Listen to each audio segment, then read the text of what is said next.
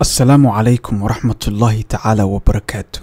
داوديال meel walbo aad joogtaan kusoo dhawaada kanaalkeena Hikach. maanta waxaan qaadanaynaa sheeko English ah. sheekadani waxay leedahay The Fox and the Grapes, dawacadii iyo canabkii. waxa ku soo jeedinaya waa Muxyidiin Cabdi Cali. casharkani waa sheeko moral ah, sheekada dadka xikmadna u siyaaso casharna laga barto. sheekadani waxay dhexmadhay dawaco iyo grapes. sheekadu waxay tahay iyo waxay ku saabsan tahayba waan u guda galaynaa aan isla socono. laakiin halka marka hore ereyga dawaco da'daasan rabnaa inaan mataqana xogaa yar cadayno. da markii la isticmaalo The Fox and the Grapes, dawacadii baa leeyahay ama dawacada waa mid aan isla naqaano. da haddii lagu daro shayga inta badan wuxuu tusinayaa shay aan isla wada garanano. marka dawacada maadaama sheeko laga sameeyey waa wax dadka inta sheekada akhristay ama akhrisanayaba ay isla wada garan doonaan. marka grapeskana waa ama canabkuna waa canab sidoo kale isna la isla wada yaqaan. marka da haddii laga hormariyo shayga inta badan wuxuu tilmaamaa shay la isla yaqaan ama caana. sheekadu waxay leedahay one day maalin a fox dawaco ayaa waxay noqotay very hungry, mid aad u gaajaysan. as he wanted to search for some food, markuu doontay inuu raadsado wax food. search waxa weeye waa doonasho, wantina waxa weeye inaa u bixid weeye. markuu u baxay inuu raacdaysto ama raadsado some food, xogaa cunto ah. some waa xogaa. he searched high and low, kor iyo hoosba wuu ka baaray. he searched wuxuu ka baaray yani cuntadii uu raadinayay high and low, ama wuxuu u baaray cuntadii uu raadinayay high and low, kor iyo hoos buu ka baaray. yani high iyo low marka laga hadlayo kor iyo hoosna ereyga la isticmaalayo, wuxuu isku dayay wax walba oo u suurtagelin karay inuu cunto helo. meel walba oo cunto ka heli kara ayuu ka raadiyey. cid kastoo cunto siin kara ayuu ka baaray.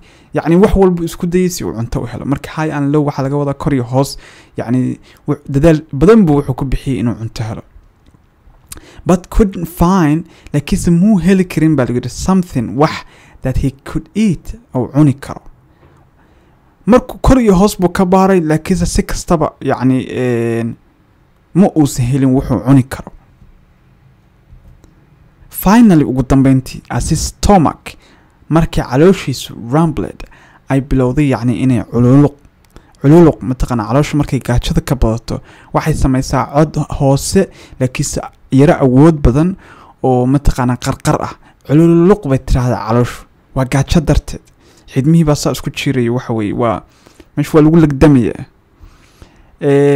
he stumbled, wuxuu ku diiday, waa qofku mataqana inuu gaajo darteed ama awood darri darteed. stumbled upon a farmer's wall, derbi nin beeralow ah ayuu ku diiday. stumbled waxa laga wadaa wuu ku diiday upon a farmer's wall, nin beeralow ah. farmer waa beeralow, farmer's wallna waa derbigii beeralow. apostrophe-kan wuxuu tusinayaa in derbigana uu leeyahay ninka farmerka. marka wuxuu ku diiday derbigii ninka beeralowga ahaa. at the top of the wall, xagga sare, top waa xagga sare of the wall ee derbiga. he saw, wuxuu arkay the biggest, choosest grapes he had ever seen.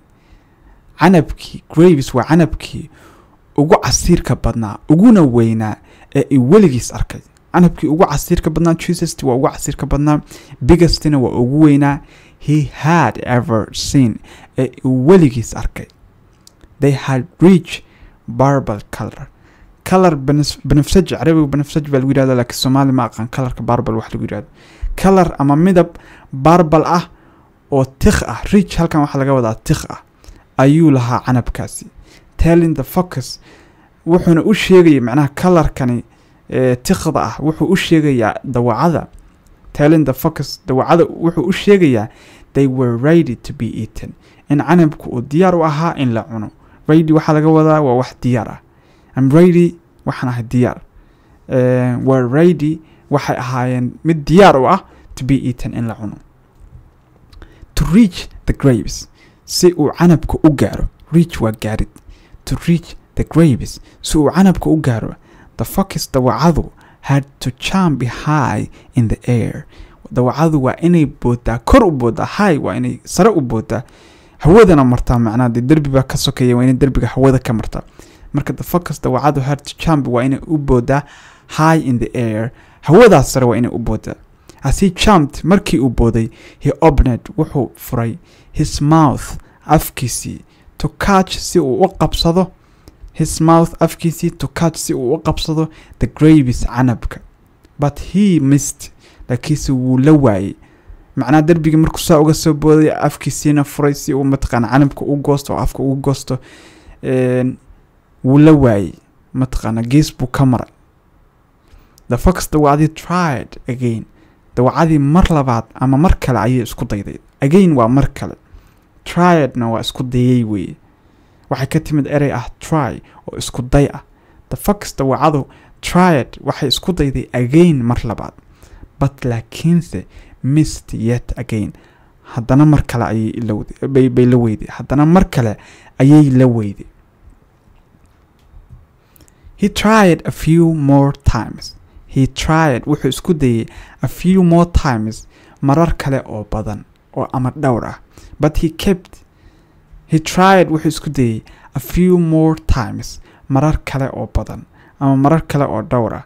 But kept failing, laakiinse wuu ku guuldaraysanaya mar walba. Finally, ugu dambeyntii, the fox dawacadu decided, waxay go'aansatay, it was time, inay tahay waqtigii, to give up, ay quusato.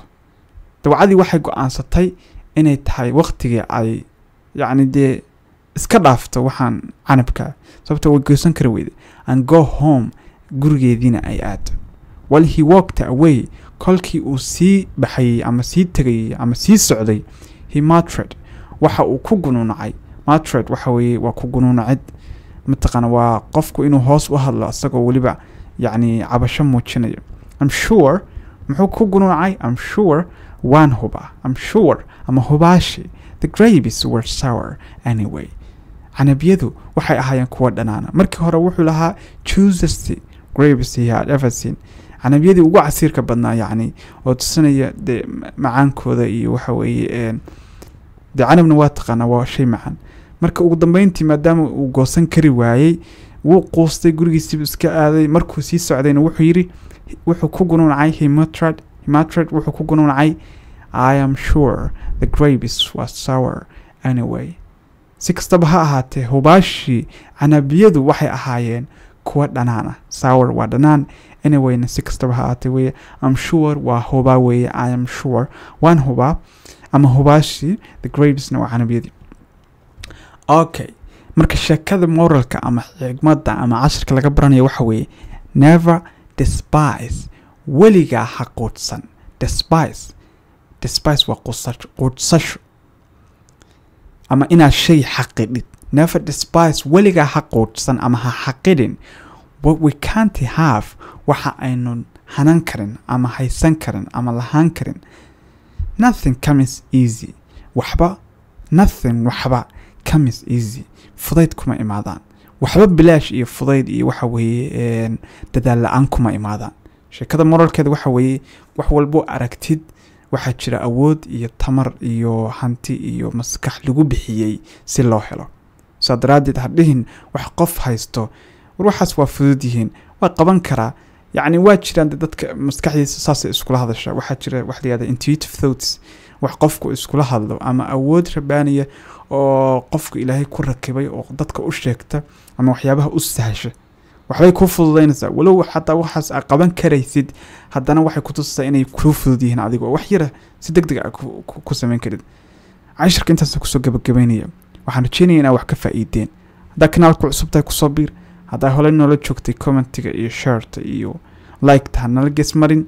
intaan cashirkaan cashar la mida ku kulmi doono, waxaan kaga tegayaa nabad iyo noola kulantii.